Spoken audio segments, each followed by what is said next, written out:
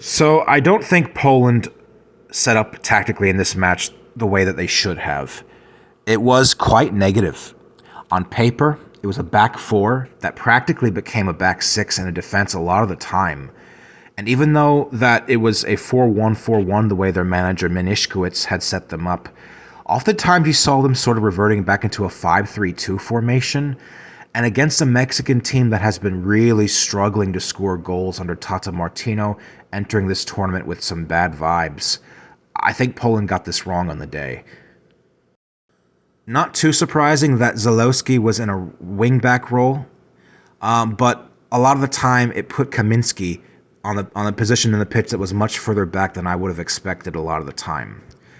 Krychowiak got a lot of criticism in this game for squandering any sort of creativity Poland had up front, but for the most part I thought he put in a pretty decent link between the defense and the attack.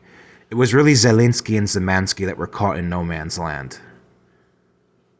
And honestly, Zelinski in particular was in a weird role playing off of Lua, and I don't think he really excelled in that regard.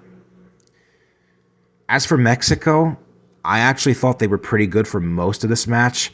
They just did not have the ability to get Henry Martin or Vega behind Poland's block. Their midfield was defensively solid, but they didn't really have any inventive passes in them, and that resulted in Lozano dropping deeper and attempting to play in a more creative transition role, and Sanchez doing a lot of work filling in the right flank.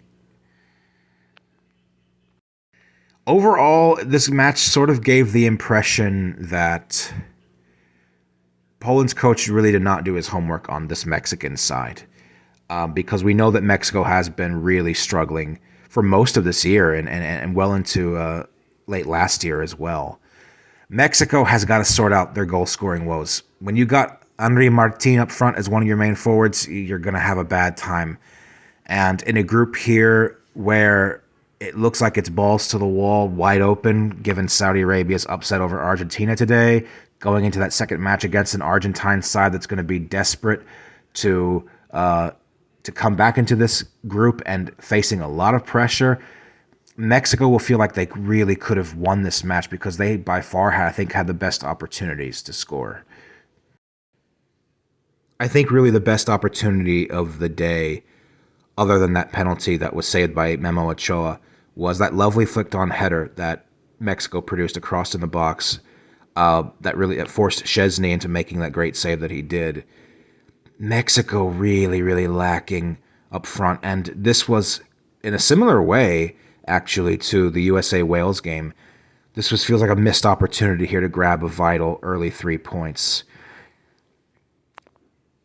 Lua's penalty saved by Memo Ochoa, I'll be honest with you, I was glad that he did not convert that spot kick, but just because I thought the foul leading up to it, awarding that penalty, was...